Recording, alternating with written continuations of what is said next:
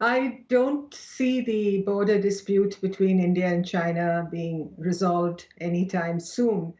And in fact, the subject of my book is the focus on the fact that there is a past history to this dispute, and it's important for us to understand the past if we are to deal with the present and the future.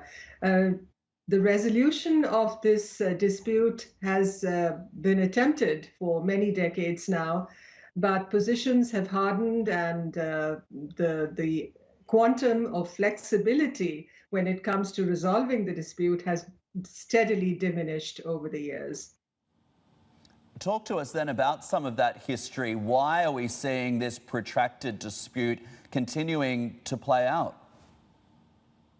I believe it is the reality of two Asian giants coming up close against each other in the Himalayas, and the fact that this common border, this boundary between the two countries, was never really mutually settled between the two sides. In the 50s and the early 60s, I believe there was scope for some adjustment, some compromise, some accommodation.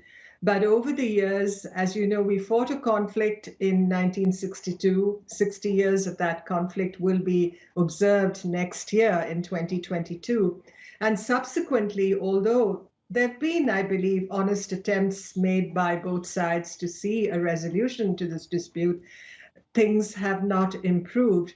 And as China has grown bigger and more powerful and more intent on consolidating its claims along our common border, tensions have escalated, as you rightly mentioned, in the last 17 months.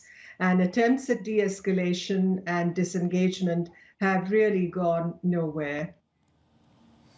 Right. You talk about the fact that we have two Asian powerhouse economies here locked in this dispute. Do you think it will come down to one side having to essentially concede? And what do you think the likelihood is of that happening when you have such two large, big superpowers?